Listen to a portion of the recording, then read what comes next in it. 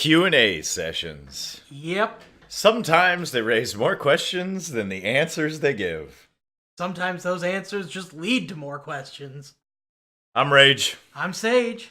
And we are doing a bit of a reaction video to some of the questions that Sage and I picked out from this recent Q&A. It's not the whole Q&A video by any means. That'd be a 2-hour-long video, and yeah. No one wants to sit here with us for 2 hours. So what we're going to do is we're going to let the Q&A play for a little bit, and after they're done answering some questions, and we trim the answers down so it's not, as much as we all love Ian, it's not just Ian talking forever, and then Sage and I will pause the video and interject our reactions to some of the answers. Kind of rebuttal with our thoughts. Sometimes we'll agree with Ian, sometimes we might not, but, you know, just kind of sit back and enjoy the ride. A discussion with Josh, Ian, Sage, and Rage. Without Josh and Ian's knowing. So here we go. Hello everybody, and welcome to another World of Warcraft live developer Q&A. My name is Josh Allen. I'm slightly too far to the left. What's Sage, up? are you too far to the today left? We got lots of questions. Yes. Of course, Ian has a co-assist. Game No, you're director on in the World of left. Warcraft I'm on the is here right. with us as well today. Thanks so much for being here. Yeah, my pleasure. And first and foremost, I mean, new room, new Yeah. backdrop. You know, people were speculating over the presence of a Jaina book in the background. Well, what could this mean? Yeah, exactly. So I left this in the video simply because of all the speculation that happened. So I wanted to make a casual joke here because we already all know. But look at the background. It goes from the right to the left. Mr. Pandaria, Cataclysm, Wrath of the Lich King, Burning Crusade. What's next? Vanilla. Classic. It's a sign. So when do you think they're going to announce Legacy, sir? There's a lot of buzz around that. a lot of buzz, and Ian gets to that, and there is no definite answer right now. But people are really excited, and I'm excited as well. So I can understand why there's buzz around it. Oh, yeah. Exactly. What could this possibly mean? It could mean that we're in our new studio, which I have not finished setting up yet. So, It could mean that. Visuals TBD. This is still a little bit temporary, but we are in our nice new studio space, which is soundproofed. So hopefully you will no longer hear people opening doors nearby. That'll be It's fantastic. an exciting world in which we live. Yes. Since tier set bonuses are going away in BFA, does this mean we're still getting 12 unique armor sets per tier, or is it one per class, or is class-based tier art going away entirely? So I think going away is a strong word. I think we're taking a different approach for Battle for Azeroth. This is driven by a couple of things. First off, the Azerite armor system and the way that's going to interact with the Heart of Azeroth adds a lot of depth and customization to many of the same armor slots we've traditionally used for tier sets. Also, we've looked back and seen the role of tier sets and the place of tier sets change significantly over the years. I mean, way back, speaking of classic, it was something that, you know, you might spend 4, 5, 6 months cobbling together your full 8-piece set, and many people never assembled it at all because you had to figure out, you know, which of the 3 hunters in your raid was actually going to go for their full set because there wasn't enough loot to actually get everyone everything they wanted. Those were long-term goals. Nowadays, with multiple difficulties, often we're seeing people getting their tier set bonuses within the first couple of weeks of a new tier, whether they're going to LFR, whether they're going down a difficulty to cobble it together, then you're kind of locked into those armor pieces. And with more sources of loot and more parallel progression paths, anyone who's opened their Mythic Keystone weekly chest and looked at their character and seen like legendary, tier piece. These are just dead slots effectively. There's a whole world of items that are just gone effectively for consideration. I want to pause right there and react to that. When Ian, his face. Good timing. Good time to pause. Oh, poor Ian. On that note, I completely agree with him, though. Tier sets are great. They give you that bonus. They give you something to build forward to. But right now, and I know we're not going to have legendaries later in the Battle for Azeroth, right, Sage? Yeah. My concern is exactly what Ian says, though. Is that you have at least 4 armor slots to make your 4 set work, plus your legendaries, which, you know, are 2 more slots. 6 of your slots are dead slots that you can't ever mess with, and you can if you interchange another piece that isn't quite as good out of the tier set stats, depending and everything else like that. But it really does lock you in, and there's been plenty of times where I have opened up a Mythic Plus chest at the end of the week, looking at my, 935 to 955 Titan Forge piece and gone, well, I'm going to put that in the bank and maybe... Yeah, It really is just from the thing. Tier sets have kind of outlived what they originally were intended to be. You know, these were originally intended to just be like prestige armor almost. Yep. And now, it pretty much limits their design space now because you get these tier sets, and then where do you go? You don't go anywhere. Whereas, like Ian mentions, back in classic WoW, that was a long-term progression thing. You would be in Molten Core or Blackwing Lair for months, and so you would be wearing these slots for months, and there wasn't anything better that would drop in the game either. There was no Mythic Plus chest. There was no Mythic Plus. There was no PvP armor even barely that could beat your tier armor. So you were okay with being locked in because there was nowhere else to go. And now that we have options that can be upgrades and things changed out, the game has changed, and now you're just kind of locked into a piece, and that doesn't really work with all the different options that the game has to offer you for loot. Yeah, and I think this also lets Blizzard open up on their design. Rather than tier sets are just the best, now they can go, okay, now we can craft raid gear to be good as raid gear. We can focus on dungeon gear to be the best at being dungeon gear. They can actually work with that rather than tier set's the best you got. Just work with that. Yep, absolutely. Let's see what else he has to say here and unpause his face. Or Ian. And that's not a great place to be. Who asked, Patch 735 has a lot of content, but we mostly learned about it through scattered fragments in BlizzCon interviews. What's the TLDR on new features coming in 735? Off the top of your head, go. Yeah, so TLDR, scaling worlds, epilogue quest content that tells the post-Argus, post-Entorus story, Ulduar time walking. Down the line, there'll be a preview of our battleground, our Silithus battleground coming in Battle for Azeroth, and assorted little odds and ends, smaller changes, flavor stuff. That's kind of the general package. Yeah, but BlizzCon, we were obviously focused on Battle for Azeroth. Yeah. There's a lot of that to talk about. Get some info out there, but it would have been, it would have felt like a bit of a distraction to put in the main panel presentation, for example. Yeah, for sure. Like if we were at BlizzCon, hey everyone, Battle for Azeroth. Now let's talk about 735. It's like, okay, yeah, people are going to be a little bit more interested. Let's just move on to the next. I want to stop there. The big thing that I want to focus on stuff that's coming up, TLDR. He mentions the new battleground in Silithus. I'm excited for this, to turn a forgotten area into a place of action. Within that battleground, I believe that there will be art and objectives going on that help us understand maybe some future story for Battle of Azeroth, with even in the gameplay of PvP itself. Yeah, I think this is the setup for what's to come. Like, Silithus, for the first time since pretty much the Gates of Ahn'Qiraj open, is going to be something important. Yep. And just that alone is going to be great, but it's also going to really set the stage for what's to come next. Well, it also ties into that prologue of Christy Golden's new book. Yeah. In which we see two goblins in Silithus talking about eliminating the competition. Yeah, there's only one competition you can think of. And so maybe that battleground will also shed some light onto what that section of the prologue is about. Because right now, I see everybody talking about that section of the prologue being the Sylvanas wants to attack Stormwind, and everybody's focused there. But it's just, these goblins are included for a reason, and they pick up at the very beginning of the prologue. I'm hoping where we leave off in this battleground, almost maybe these two things, help tie some things together and this PvP battleground. The other thing I want to talk about with PvP battleground is Legion was great in a lot of storytelling. It was great in a lot of class development and a lot of lore and other things like that. For the PvPers, I feel bad for that community. I'm not a huge PvPer myself. But it was here, you got an honor system, you got some talents, and I thought they were well done.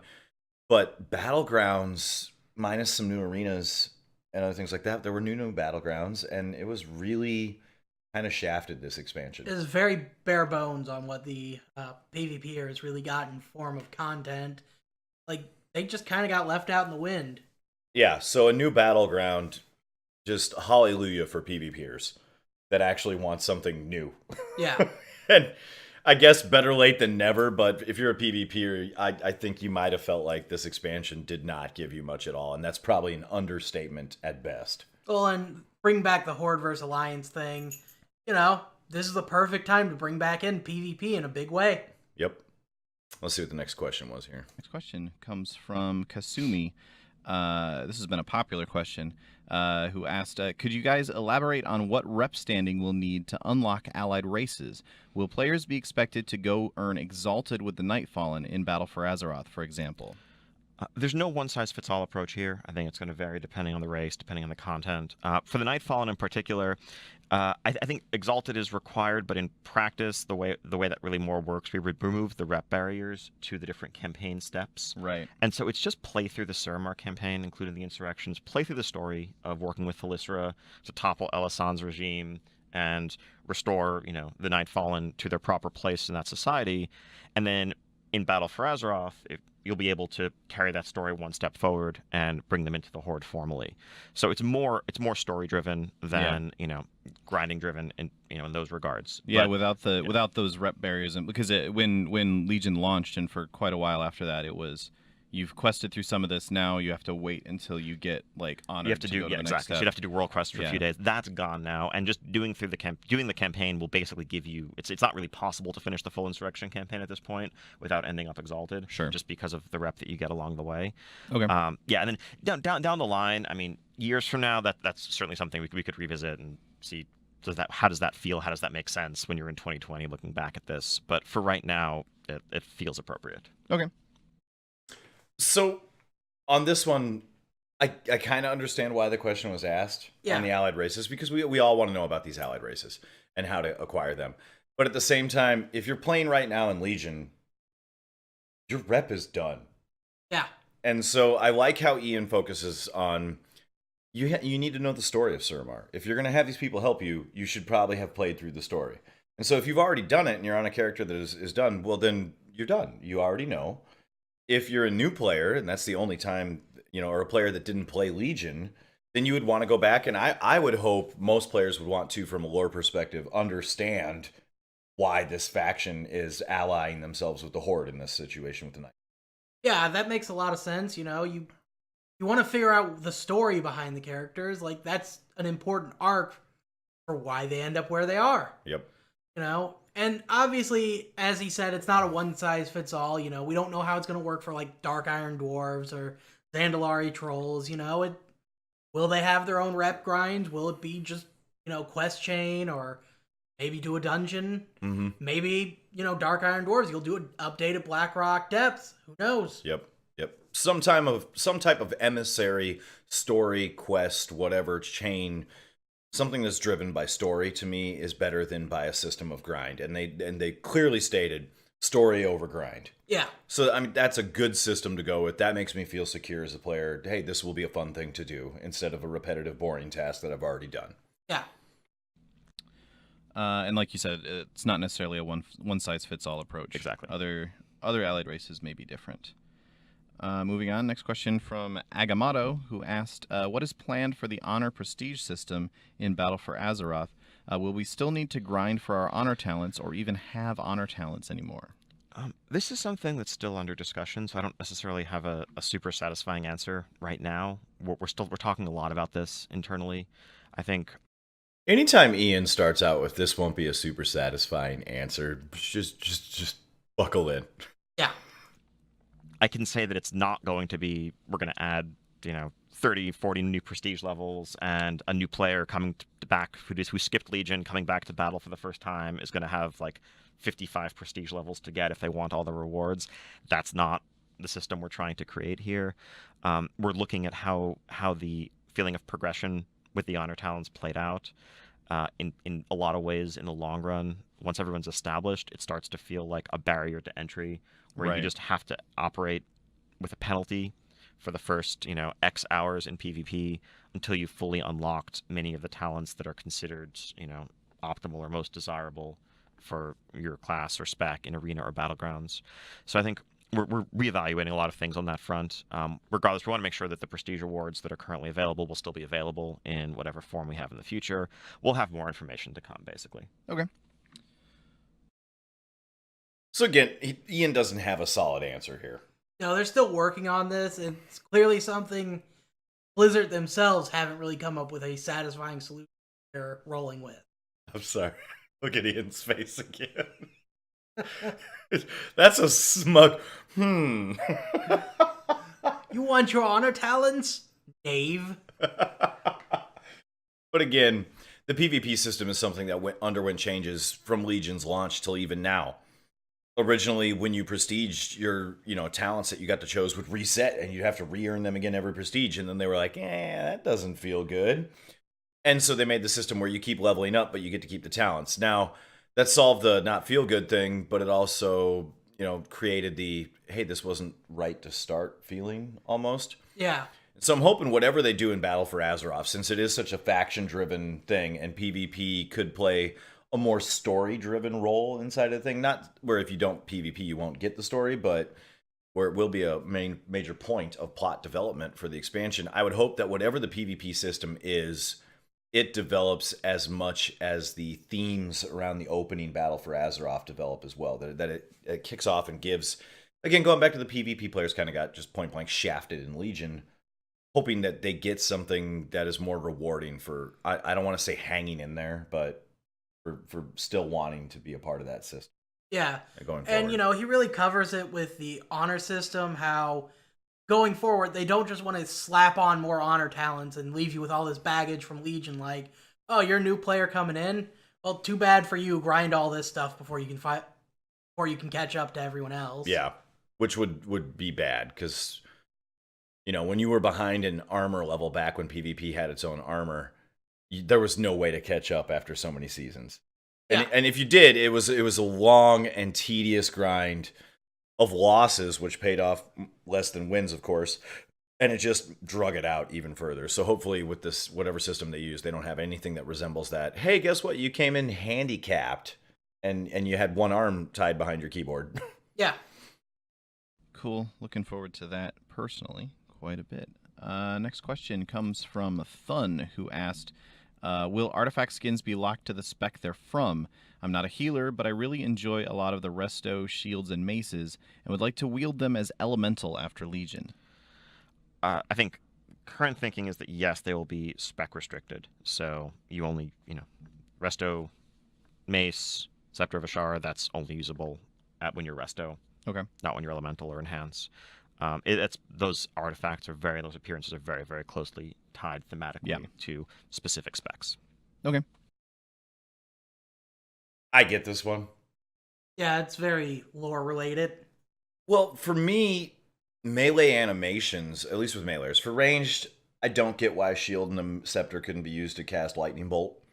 But for melee animations, I know that as a Demon Hunter, my Eldraki Warblades do not feel the same as my Warglaives, the Glaives of the Betrayer, when I'm doing animations and attack styles. Like, you can transmog the Warglaives of Azeroth as a tank. Yeah. And when you use those, it looks really weird compared to the way some of those motions were designed with the war blades going up your sides, the Eldraki blades. And so I see why maybe from some perspectives of how animations go with how things work, but also just from the lore perspective, it was tied to that spec in Legion. It was a very spec-specific weapon. And so I understand them respecting it. I also understand the person who posted the question saying, hey, I really want to use these. They're really cool, and I didn't get to use them the whole time, but now that we're done with them, could I use them? And so I understand that inquisition to say, I really want that.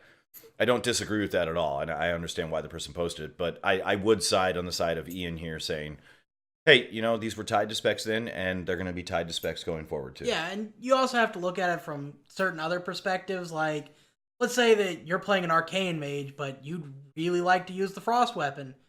Well, you're not frost. Why are you casting all this arcane stuff with a frost weapon? Yeah, to counteract your point, though, I mean, there's a ton of weapons that look frosty that you can use as fire. It's and true. Fire weapons that look, vice versa. And you can do it with old weapons. So, I mean, it's kind of a catch-22. It's up in the air. I can see both sides of this easily. It's true. Okay. Who said, with the announcement that legendaries will not will not return in BFA, and that the medallion will be a sort of replacement, does this mean we will not see any of those glorious orange items at all? Certainly far fewer than you saw in Legion.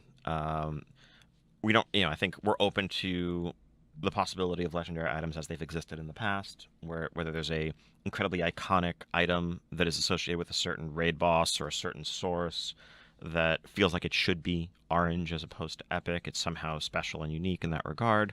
We'll do that where it makes sense, but that's, I think that's a very different thing than what we had in Legion. And nothing, as of now, we don't have any specific ones in mind. So the answer may be 0. The answer may be some small number. Okay. I don't have a problem with this. I am orange colored out after this expansion. Yeah, I kind of wish, not in all respects, but in some respects, legendaries kind of would go back to what they were, as in, hey, this is this really cool special item that is just like a step above everything else. Like, the Hand of Rag was a special weapon, not just because it was better than all the other weapons. It was a lore weapon tied to a very powerful character. It was something special. It stood out. And now, when everybody has 2 legendaries equipped and a bag full of, how many other legendaries, and legendaries in your bank, and we're all getting a legendary ring for completing the new raid, and there's a new legendary trinket coming out, like, the word legendary has lost some oomph. Yeah, it's not what it used to be, Just in general, the Warglaives were a big deal. Now, if you got a legendary weapon, well, weapons aren't drops right now, but Yeah. you get a legendary piece, it's just, hey, it's cool, but I have like 10 other back in my bank. And Bob has 20. Yeah. It's the word legendary no longer means legendary in its current standpoint, in my opinion. And so having an expansion where we back off this, to me, is a very good thing. And it also lets the Heart of Azeroth and those Azerite armor pieces actually shine and step forward. Whereas if we still had legendaries in there, that system would not be able to shine. Yeah, and they didn't say that there's no legendaries coming, just that right now, it's kind of up in the air. Yep. So, not sure yet whether or not we should be looking forward to finding 5,000 shards of Varian to piece back together into... Probably not. Maybe individual Vol'jin ashes, though. Oh, We just have yeah. to- Anyway. Piles of Vol'jin dust. We're terrible people. Next question comes from Chewy, who said, can we get 10-man mythic rating, please and thank you? No plans to change the mythic raid size at this point. I think managing a mythic roster is challenging. Managing any raid size is challenging, and that's been a struggle for guilds throughout the history of World of Warcraft. I think when it comes to mythic, again, sort of to restate some of our prior reasoning here, there are 2 questions. First, should mythic rating be flexible size? And certainly that would be the easiest for roster management, but we feel like flex size rating is incompatible with the cutting edge tuning that mythic is all about, ultimately. And despite our best efforts, tuning for a single raid size is hard enough. We've seen some of our missteps there in Tomb of Sargeras. It's inevitable that there'd be some fights where 16 was the best, and some where 20 was, and some, if you went higher than that, where 25 was, or whatever. And the last thing we'd want to see is the expectation that in a competitive group that's trying to excel, the right thing to do is to sit a third of your raid for the next 2 weeks of progression, because that's the best way to win, and a bunch of people just sit on the bench, or anything along those lines. So if it's not flex, then it's, I think, a fixed size. And if it's a fixed size, what's the right fixed size?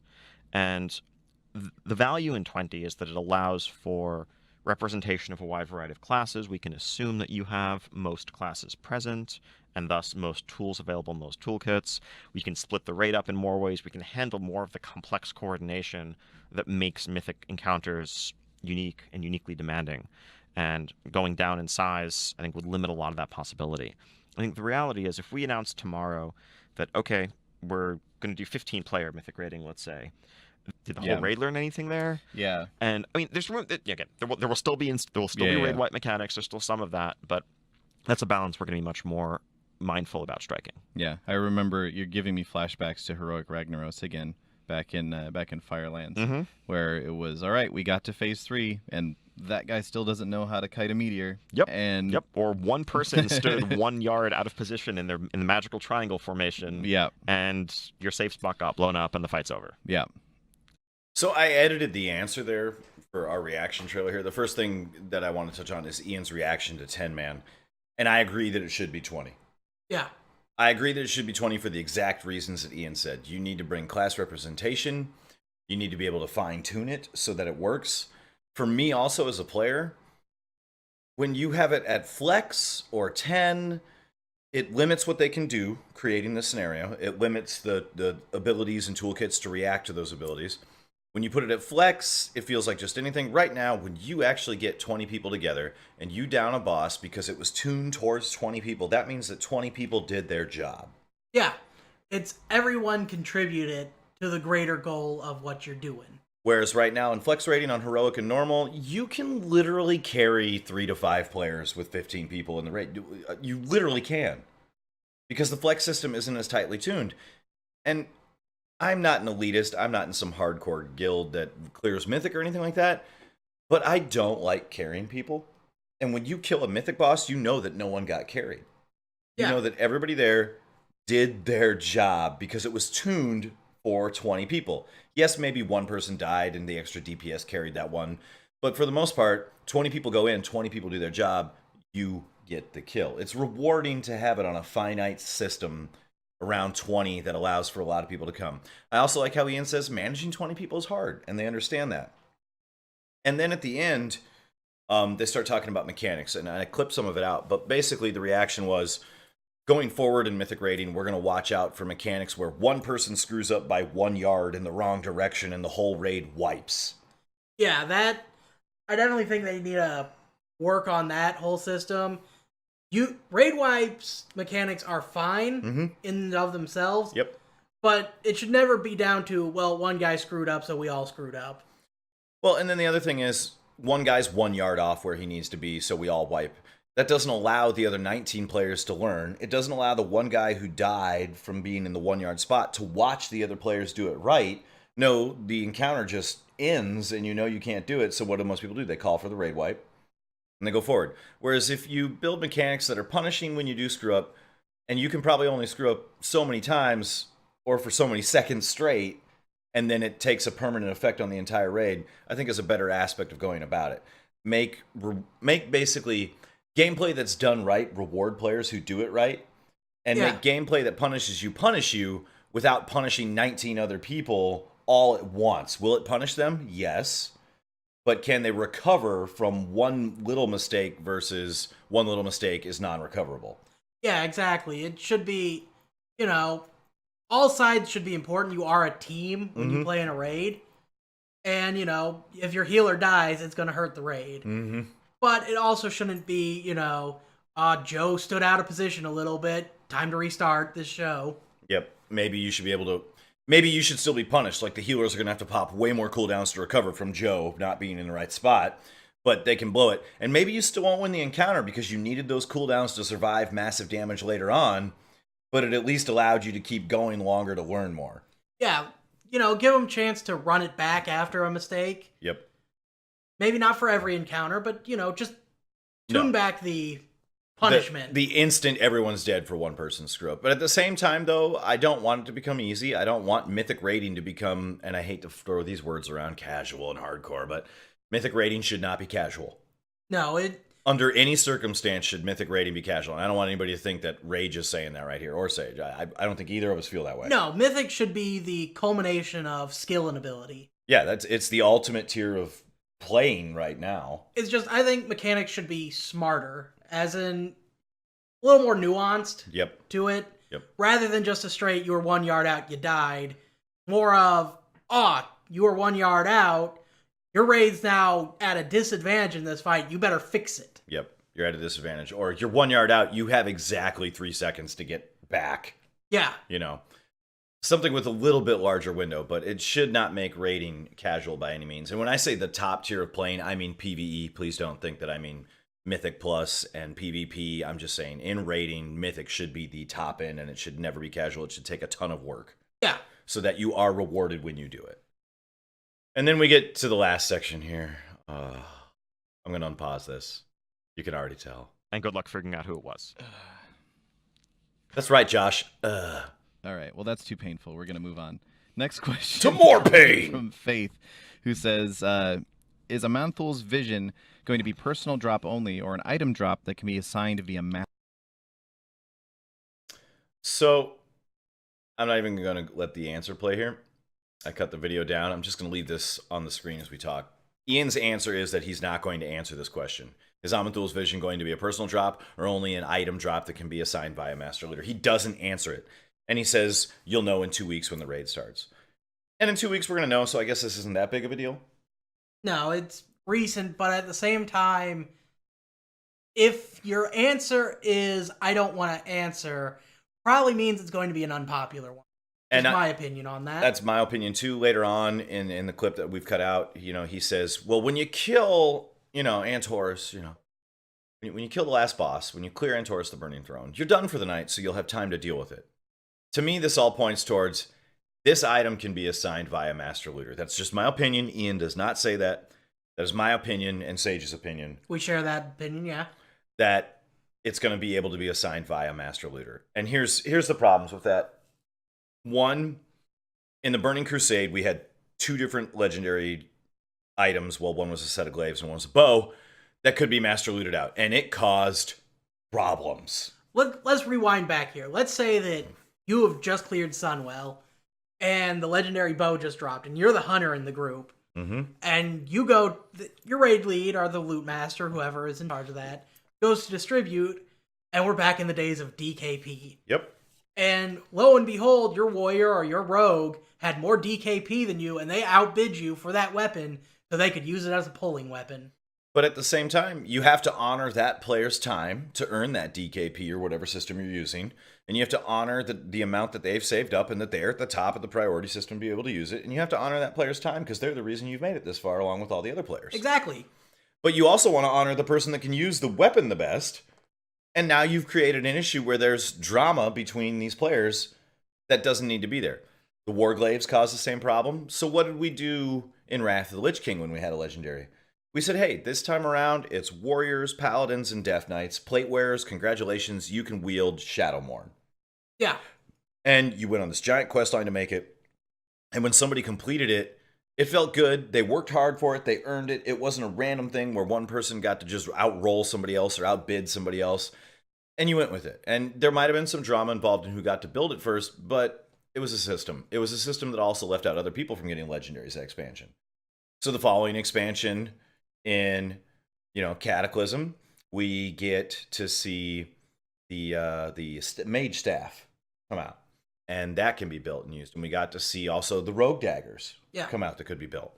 And then finally we got to the point where, well, it feels kind of bad to leave certain classes out per expansion on the legendary, but it also kind of shined a little bit where it's like, hey man, I'm the class that gets to use that this time. That's awesome. I've been playing a rogue since vanilla and I'm super excited to have my daggers. Created a little bit of class jealousy, but... Yeah, and a little bit of class identity. So it wasn't all bad. There were pros and cons, obviously, both sides. Then we get to, Mist of Pandaria, and everybody gets to go on this journey to create this legendary item, and we all get the cape, and we all work hard to get it, and we all have a legendary. Now, it diminishes, again, the word legendary, but everybody could have one, and if everybody worked hard and did all the quests and everything, they could have it. And work hard in quotes, because we get to Warlords, and it's even easier. Here's your legendary ring. But you built it, you put it together, everybody had one, nobody got left out, and it felt fine. Legion, everybody has legendaries of varying degrees, and eventually, no matter how much you play, you will get legendaries. Yeah, it's just the nature of the system.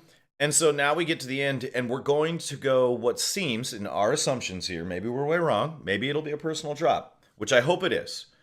Because every other legendary has been personal drop. When you kill a boss and you're on a demon hunter and, the crappy boots drop, Laura Thalus's treads or whatever, you get those. Yeah, the demon hunter doesn't want them, but he gets them and nobody else can go, oh, why'd he get to win the role? Or why does he get to use the DKP for the legendary? It just went to the demon hunter.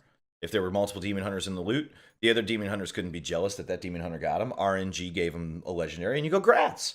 And you may say oh, well, if you're all just slash rolling for it, it's still RNG. But the problem with that is someone is still at the helm who has the option where they could just bypass the roll and be like, hey, this is best for you. This will improve our raid the most. Mm-hmm. And they could have handed it to you. So you still have a little bit of that animosity. Yep. Where if it's just inherent game mechanics, who are you going to be mad at? You could send an angry email to Blizzard, but... Yep. And the other problem is, since it's a trinket that just boosts all the stats, everybody wants it. So whoever wins the roll, there's still going to be animosity. Some players are going to go, that's better for me. You already had a 960 Titan Forge from Heroic Clear. and now you're just upgrading to 1,000, and I was at this, and it's better for me, and there's all the sims and everything else that can go into it, and all the arguments that can exist. Whereas if it was just personal loot, if somebody gets Aman'thul's vision, you're like, well, that sucks, I didn't get it, but grats. And you can't have that animosity except for the basic jealousy of going, like right now, people get like a 915, 920 Arcano crystal off the trinket roulette. Me personally, I'm jealous. I'm like, oh, I hate you. But at the same time, I understand that they had just as good a shot as I did, and that's how it rolled. Whereas if we both roll on it in a raid, and I know that, you know, maybe player A versus player B, B is not as good and adds as much to the raid. We talked about carrying people earlier. And now all of a sudden they win it on a roll, it leaves some animosity. Oh, and let's just go with this. You pug in someone, Yep. and they win the roll. They're not even a part of your regular raid group. They're there as a one-off, and they just won it. Kind of breeds the feel bads, doesn't it? Yep. And if they just got it because it was a personal assign system, it's better. I'm curious to see what you guys have to say about this last piece here with Aman'thul's vision. I personally vote that it should just drop like every other legendary has. Why change the system? Why go back to a system that can cause animosity and drama? If we've been using a system where you get a legendary, grats. Why switch it back to a system that can cause problems? And when Ian says, well, it's at the end of the night, so you can deal with it. The last thing I want to do when I've been raiding all night, when I'm tired and other people are tired, and we've all been frustrated from wiping and learning and everything else like that, is put people who are tired and worn out in a discussion on who gets it. Whether it be a master loot council system or whether it be a roll system, that's not the best time to be dealing with oranges. And let's face it, legendary drops, like, you know, the old school ones, the bow and the glaives, when you had to roll it out or give it out through a system, they cause problems. Orange makes people greedy. We all want orange. There's nothing wrong with being greedy and wanting it. It's there and it's cool. It kicks butt. Everybody wants it. It's going to cause some problems, though, in my eyes. So I think that about covers our thoughts on the Q&A and questions we felt necessary to address. Yep. Curious what you guys think down below. Thanks to iGlitch for COD, I believe your username is. I don't have it up in front of me, and I'm kind of guessing, but you gave the suggestion to do this video, so we wanted to do that to honor, you know, you being a subscriber and put that stuff down below. So I hope you enjoyed the video. Hope to hear some discussion down below. If you like this content, as always, hit like and subscribe, and thank you so much for all the support on the channel. We love seeing you down in the comments, and have a good one, people. Peace.